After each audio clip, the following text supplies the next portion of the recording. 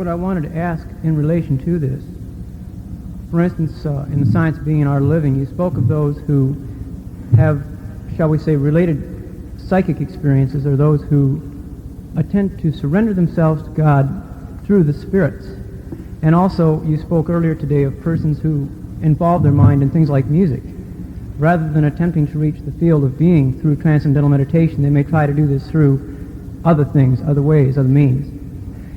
The two things that come to mind when you say such things are, first, what is the nature of a genuine spiritual experience? Can you give us some symptoms? Can you tell us what the difference is between what's experienced in transcendental meditation and what's felt when a person may involve his mind in something like music and yet not have the same thing? It's very hard for me to understand what that difference is. And it's very obvious, huh? I'm sure it is. Transcendental experience means we experience something in between, some finer state of the mantra, finer state of the mantra.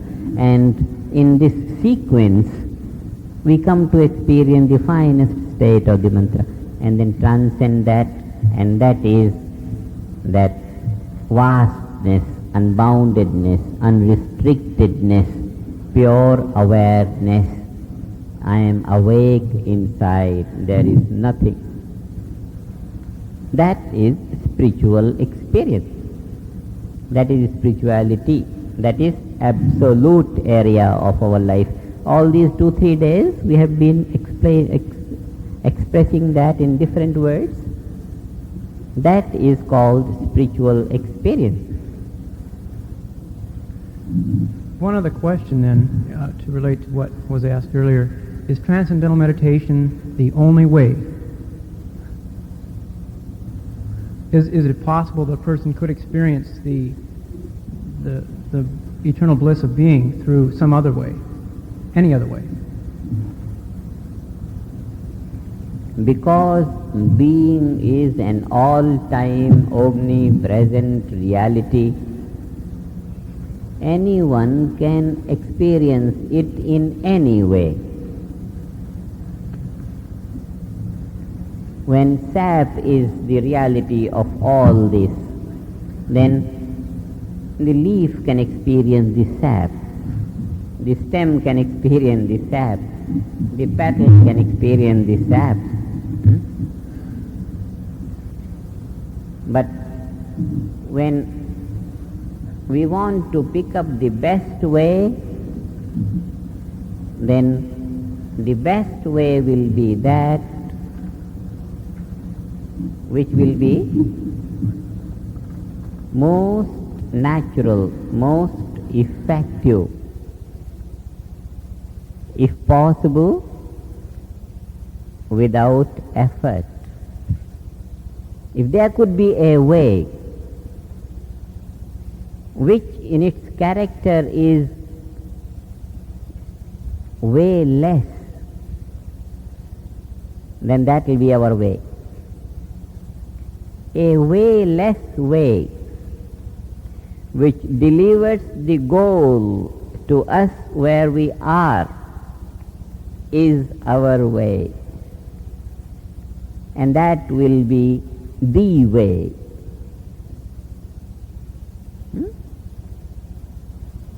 The way. Transcendental meditation is that, the way. Other ways, we don't rule out the possibilities of other ways, but with all the possibilities, every other way will be not so efficient, not so rewarding. If we want to go to Los Angeles, we can start walking. We will arrive at Los Angeles, but by the time we arrive there, we are dead, gone.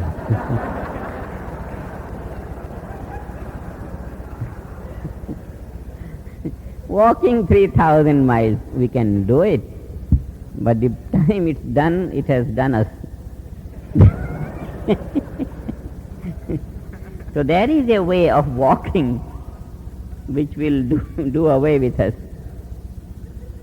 We can start to motorcycle or cycle or take a car or take a train or take anything, or we can take a non-stop jet flight, and that is our way. There could be many ways, but the most comfortable, most rewarding will be one way. Transcendental meditation is that one way, quick. And it's a wayless way because we don't have to do anything. Just as we have taken the ticket and we have sat in the boat, and that's all that we do. Sitting without walking, without doing anything, we arrive at the goal on the other shore.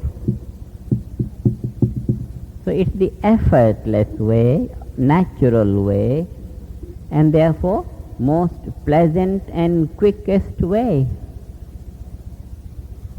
We don't rule out the possibility of many tiring ways. There must be many tiring ways.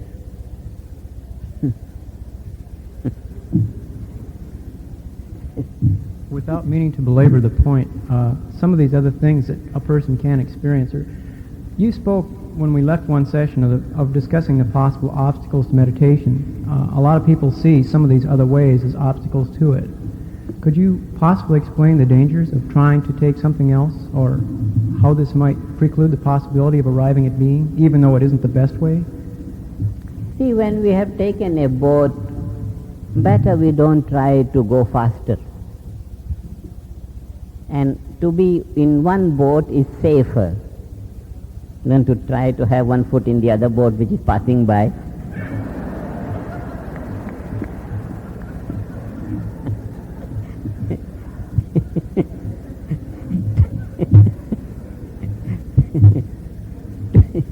To be on one boat is very safe and comfortable, even if it may be very fascinating to get on to a boat which might seem to be faster. But once we are seated on a boat, we be satisfied. Not good to try to be on two boats. Now, we will not lose anything except time. When we are meditating, if you want to do this also, this also, this also, there is no harm in doing anything, because transcendental meditation does not contrast, does not bring damage to anything and cannot be damaged by anything. Nothing what we do after meditation can damage our practice, because whatever we have been doing 100 things during the day. We close our eyes and there we go. After we have done this meditation, we can do anything we like, doesn't matter what we do. Nothing can obstruct the efficiency of TM, and that's why we feel free. But if we want to try something else for a spiritual experience, then we will only be wasting our time, that's all. And time is the most precious thing in life. Everything else is less costly. Time is most costly.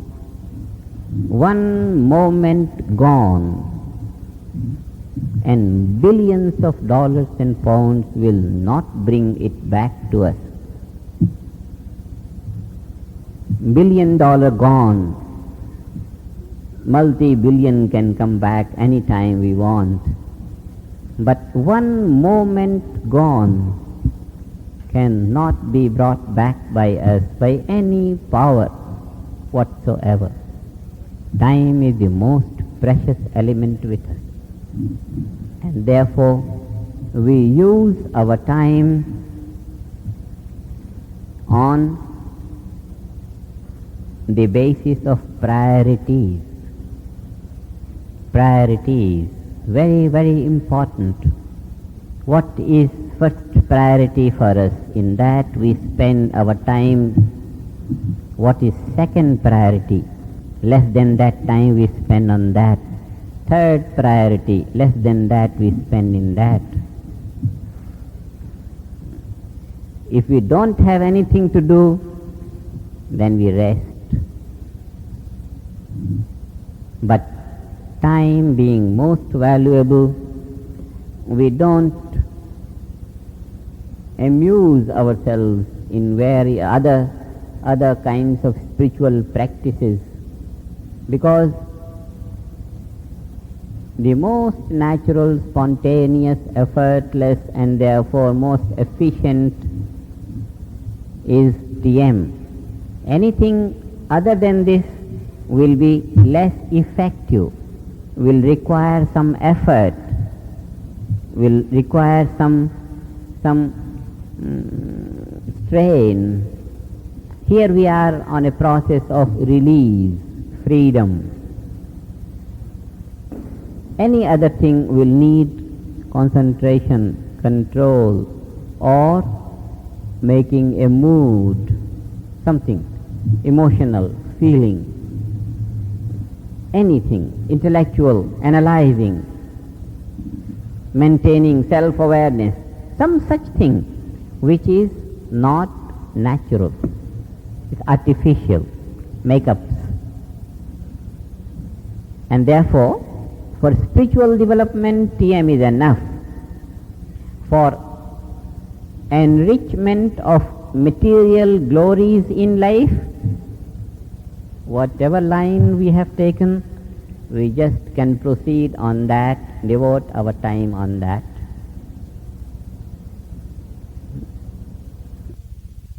We must be very reasonable to our time. It's very, very important. Time, very, very important.